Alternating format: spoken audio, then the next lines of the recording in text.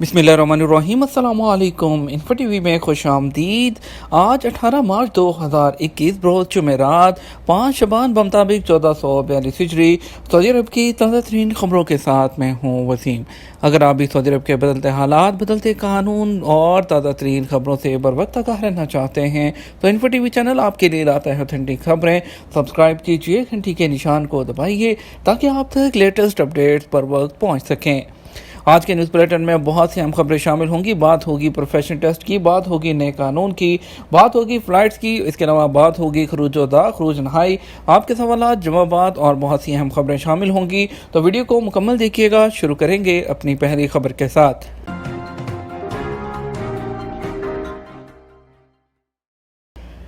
Saudi अरब में teachers के लिए भी प्रोफेशन टेस्ट। सऊदी अरब में तालीम का मेयार बुलंद करने के लिए स्कूलों में प्रोफेशनल टीचर्स के तकर्रुर की मुहिम चलाई जा रही है। टीचिंग प्रोफेशन एजुकेशन कोर्स बनाए गए हैं और टीचर के तकर्रुर के लिए ज़रूरी करार दिया गया है कि teacher teaching profession education test दें। ये पाबंदी पहले से मौजूद टीचर्स पर भी लागू की जा रही है। सैदती मैगज़ीन के मुताबिक टीचिंग प्रोफेशन एजुकेशन टेस्ट लेने वाले इदारे ने कहा कि आइंदा हफ्ते से प्रोफेशनल लाइसेंस इम्तहान का दूसरा मरहला शुरू हो जाएगा और इसका सिलसिला जुमा 26 मार्च तक जारी रहेगा। स्कूलों के उस्तादा और उस्तानियों के लिए teaching education profession test programme वजारत अफरादी कुव्वत की जानिब से जारी करदा तालीमी जिम्मेदारियों के तहत दिया जा रहा है। इस सिलसिले में वजारत तालीम और तालीमी तशकील, जिसको एजुकेशन एवेल्यूएशन अथॉरिटी कहते हैं, उस इदारे का ताउन भी हासिल है। पहला मरला 23 से 30 जनवरी 2021 के दौरान मुनक्कद किया गया। इस दौरान 40 तदरीसी जो मज़ामीन हैं उसका इम्तहान लिया गया। दूसरा मरहला जो 20 से 25 मार्च 2021 के दौरान लिया जाएगा। टीचिंग प्रोफेशन एजुकेशन टेस्ट में कामयाबी पर टीचर को प्रोफेशनल सर्टिफिकेट दिया जाता है। ये सर्टिफिकेट जो तालीम के पेशे से मुंसलिक अफराद के लिए ज़रूरी करार दे दिया गया है। कोरोना वैक्सीन के लिए कम से कम मुनासिब उम्र क्या है? कोरोना वैक्सीन किस उम्र में लगवाई जा सकती है? इस सवाल का जवाब देते हुए वजारत सेहत ने वाज़ेह किया कि वैक्सीन लेने के लिए कम से कम उम्र जो है वो 16 से 18 साल है। तबक वेबसाइट के मुताबिक एक शख्स ने ट्विटर पर वजारत सेहत से सवाल किया कि वैक्सीन लगवाने के लिए कम से कम उम्र क्या है। वजारत सेहत ने कहा कि सऊदी अरब में फाइज़र और एस्ट्राज़ेनेका वैक्सीन शहरियों और मुकीम गैर मुल्कियों के लिए बिल्कुल मुफ्त है। फाइज़र कंपनी की वैक्सीन के लिए कम से कम उम्र 16 साल है, जबकि एस्ट्राज़ेनेका के लिए मुनासिब उम्र 18 साल समझी जाती है। वजारत ने कहा कि सऊदी अरब में इस्तेमाल की जाने वाली वैक्सीन इंतहाई फ़आल, मुफीद और बिल्कुल महफूज है, जिसे तजर्बात के बाद मंजूर किया गया है। वजारत ने तमाम शहरियों और मुकीम गैर मुल्कियों को कहा है कि वो वैक्सीन लगवाने के लिए सेहती एप्लीकेशन में जल्दी से जल्दी रजिस्ट्रेशन करवा लें। रियाद शोरूम्स में कोरोना वैक्सीन सेंटर अब 24 घंटे खुला रहेगा। सऊदी अरब में रियाद शोरूम्स में कोरोना वैक्सीनेशन सेंटर के टाइमिंग में तोसी कर दी गई है और अब वो 24 घंटे खुला रहेगा। सबक वेबसाइट के मुताबिक वजारत सेहत ने बुध को अपने ट्विटर अकाउंट पर बयान में कहा कि कोरोना वैक्सीन लगवाने वालों की बढ़ती हुई तादाद के पेश नज़र शोरूम्स में कोरोना वैक्सीन सेंटर के जो वक्त है उसके औकात कार हैं वो बढ़ा दिए गए हैं। वजारत सेहत का कहना है कि जो लोग वैक्सीन लगवाना चाहते हैं वो सेहती एप्लीकेशन के ज़रिए तारीख लें और वक्त की पाबंदी करें। सऊदी अरब भर में 500 से ज़्यादा कोरोना वैक्सीन सेंटर मुकामी शहरियों और मुकीम गैर मुल्कियों को वैक्सीन की सहूलत फ्राहम कर रहे हैं। याद है कि सऊदी अरब में अब तक 24 लाख से ज़ायद शहरी और गैर मुल्की कोरोना वैक्सीन लगवा चुके हैं। एक बड़ी अपडेट शामिल करेंगे। मुसाफिरों के नए निजी सामान पर कोई टैक्स नहीं। सऊदी कस्टम ने कहा कि मुसाफिरों के नए जो प्राइवेट सामान है उस पर कोई कस्टम नहीं है। सबक वेबसाइट के मुताबिक सऊदी कस्टम ने ट्विटर के अपने अकाउंट पर बयान में कहा कि अगर मुसाफिर 3000 रियाल मालियत तक का नया निजी सामान सऊदी अरब लाएगा तो उस पर कोई कस्टम नहीं लिया जाएगा। सऊदी कस्टम ने बैरून मुमलिकत स्कॉलरशिप पर तालीम हासिल करने वाले तुलबा से मुतल्लिक कस्टम पॉलिसी भी बयान करते हुए कहा कि अगर वो तालीम या मुलाजमत मुकम्मल करके सऊदी अरब आएंगे तो ऐसी सूरत में उनसे कोई कस्टम नहीं लिया जाएगा। घरेलू फर्नीचर और ज़ेरे इस्तेमाल की जो ज़ाती चीज़ें हैं उस पर कोई कस्टम नहीं होगा, ताहम इस सहूलत के लिए उन्हें तालीम या मुलाजमत मुकम्मल करने का सर्टिफिकेट पेश करना होगा। अबशर में जमा की जाने वाली रकम की वापसी कैसे? अबशर सर्विस की इंतज़ामिया ने कहा कि अबशर जवाज़ात के अकाउंट में गैर इस्तेमाल शुदा रकम की वापसी ऑनलाइन होगी। आजल वेबसाइट के मुताबिक अबशर ने कहा अगर ऑनलाइन वापसी मुमकिन नहीं हो पा रही हो तो 1990 पर कॉल करके रकम की वापसी की दरख्वास्त की जा सकती है। یہ بات ابشر انتظامیہ نے ٹویٹر پر ایک آدمی کے سوال کے جواب میں کہی، جس میں ان سے پوچھا گیا کہ ابشر اکاؤنٹ میں ایسے پیسے موجود ہیں جسے استعمال نہیں کیا، اب وہ پیسے کیسے واپس لوں؟ تو صارف نے یہ بھی پوچھا کہ جس اکاؤنٹ سے رقم ٹرانسفر کی گئی تھی وہ اکاؤنٹ بھی کلوز ہو گیا، کیا میں کسی دوسرے آدمی کے اکاؤنٹ میں ٹرانسفر کروا سکتا ہوں؟ ابشر نے کہا کہ رقم کی واپسی ابشر کے ذریعہ ہی ہوگی، تاہم اگر یہ ممکن نہیں ہو تو آپ کال سینٹر نمبر 1990 پر کال کر کے رابطہ کر سکتے ہیں۔ امریکی کمپنی ایمیزون کا سعودی عرب میں 1500 نئی ملازمتیں فراہم کرنے کا اعلان۔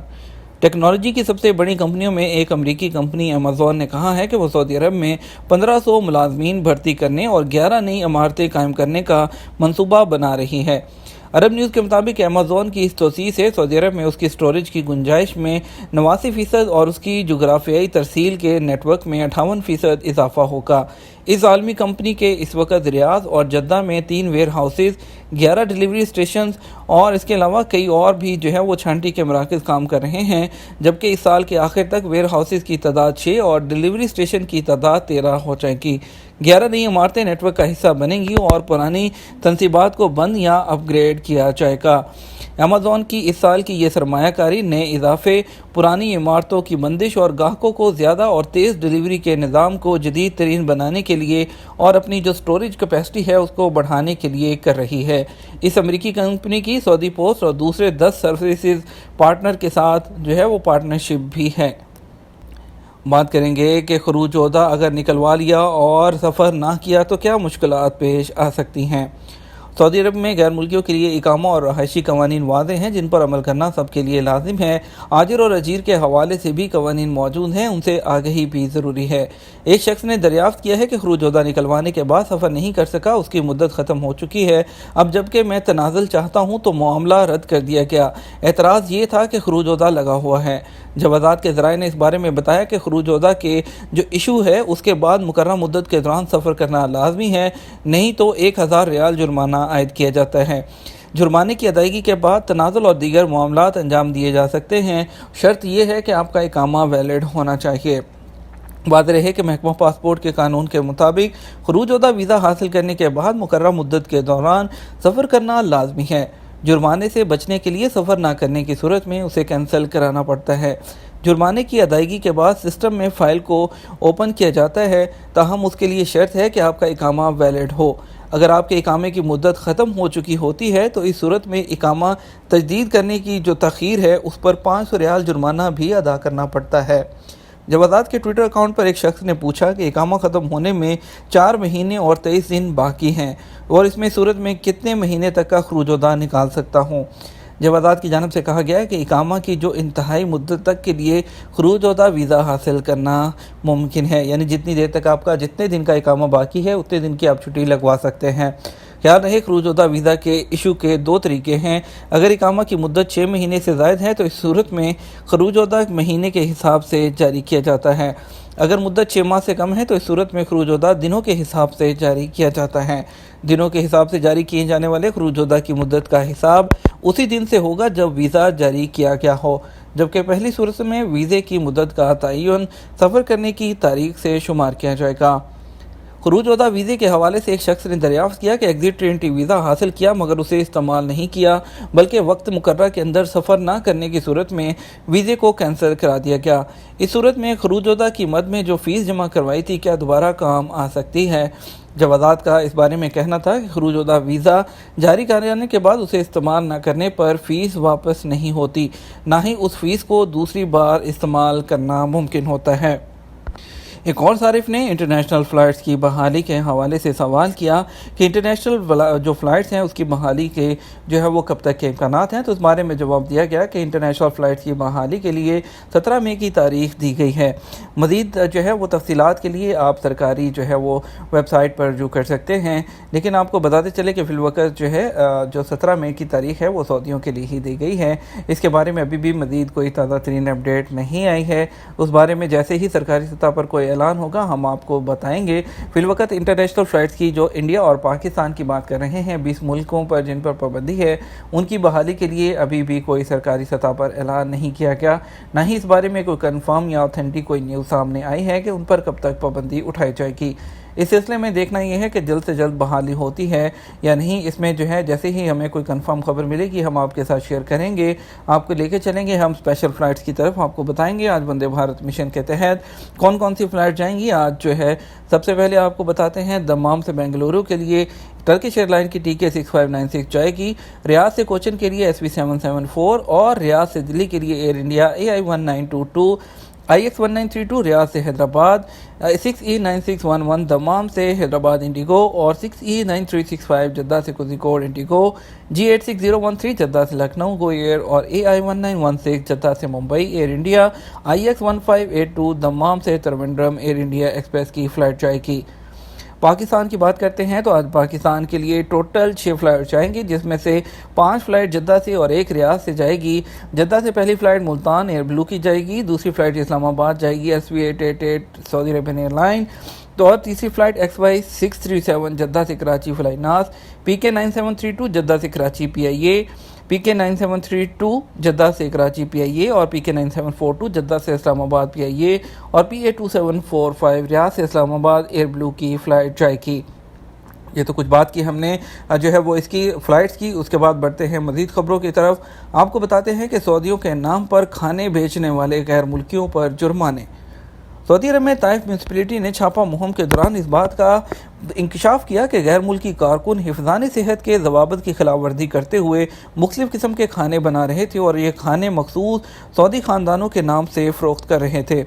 سبق ویب سائٹ کے مطابق سعودی حکومت نے ضرورت مند خاندانوں کو گھروں میں کھانے پینے کی اشیاء اور دستی مصنوعات تیار کرنے کی اجازت دے رکھی ہے. اس کا ایک مقصد دستی مصنوعات کے ہنر کو فروغ دینا اور سب سے بڑا مقصد کمزور خاندانوں کو جو بھاری قیمت کے بغیر اپنے کاروباروں کو گھروں سے چلانے کی سہولت فراہم کرنا ہے. شمالی طائف کی بلدیاتی کونسل کے افسران کو رپورٹ ملی تھی کہ کئی غیر ملکی غیر قانونی طور پر اپنے گھر پر کھانے تیار کر کے سعودی جو ہے وہ خاندانوں کے نام سے بیچ رہے ہیں. چھاپہ مہم سے اس کی تصدیق ہوگی, جبکہ یہ بات بھی ریکارڈ پر آئی کہ وہ کھانے جو ہیں وہ حفظان صحت کے اصولوں کے خلاف بنا رہے تھے. ان پر غیر ملکیوں پر جو ہے جرمانے عائد کر دیے گئے ہیں اور انہیں سزا دینے کا فیصلہ بھی کیا گیا ہے. شاہ عبداللہ جو ہے وہ زمزم سبیل رمضان سے پہلے کھولنے کا فیصلہ. سعودی حکام نے آب زمزم کی شاہ عبداللہ سبیل کھولنے کی تیاریاں مکمل کر لی ہیں. یہ سبیل رمضان سے پہلے بحال کر دی جائے گی. سبق ویب سائٹ کے مطابق 1 سال پہلے شاہ عبداللہ زمزم سبیل کورونا وبا کی وجہ سے بند کر دی گئی تھی. کورونا SOPs کی پابندی کے ساتھ اسے دوبارہ کھولا جا رہا ہے. آب زمزم لینے کے لیے آنے والوں کو حفاظتی ماسک کی پابندی کرنا ہوگی. گیٹ پر ٹیمپریچر چیک کیا جائے گا اور سماجی فاصلے کی پابندی بھی کی جائے گی. بات کرتے ہیں کچھ کورونا کی. آپ کو بتاتے ہیں کورونا کے نئے کیسز 400 کے قریب, 7 اموات. سعودی عرب میں کورونا کے نئے کیسز 400 کے قریب سامنے آئے ہیں اور ایکٹیو کیسز میں مزید اضافہ ہوا. سبق نیوز نے وزارت صحت کی جانب سے جاری بیان کے حوالے سے بتایا کہ بدھ کو گزشتہ 24 گھنٹے کے دوران کورونا کے 393 نئے مریض سامنے آئے, جبکہ 231 افراد اس وائرس سے صحت یاب بھی ہوئے. وزارت صحت کے مطابق گزشتہ 24 گھنٹے کے دوران کورونا کے مزید 7 مریض چل بسے, جس کے بعد مرنے والوں کی تعداد 6585 ہو گئی ہے. وزارت صحت کا کہنا ہے کہ سعودی عرب میں کورونا کے ایکٹیو کیسز کی تعداد 3553 ہو گئی ہے, جن میں سے 566 کی حالت نازک ہے جو انتہائی نگہداشت کے یونٹ میں زیر علاج ہیں. Made in Saudi Arabia programme 28 March کو. ولی عہد شہزادہ محمد بن سلمان کی نگرانی میں وزیر صنعت اور معدنیات بندر الخلیف میڈ ان سعودی پروگرام کا آغاز کریں گے. اخبار 24 کے مطابق مقامی صنعت کو پروان چڑھانے کے لیے پروگرام کا آغاز 28 مارچ سے کیا جائے گا. پروگرام کی مناسبت سے آن لائن تقریب کا انعقاد کیا جائے گا, جس میں پروگرام کے لوگوں کی رونمائی کی جائے گی. یہ تھا ہمارا اب تک کا نیوز بلیٹن. آپ مزید خبروں کے لیے شام 6 بجے کا نیوز بلیٹن وزٹ کر سکتے ہیں. اس کے ساتھ ہم آپ سے اجازت چاہیں گے. ویڈیو کو لائک اور شیئر کر دیجیے گا. آپ کے قیمتی وقت کا شکریہ. اپنا خیال رکھیے گا. السلام علیکم.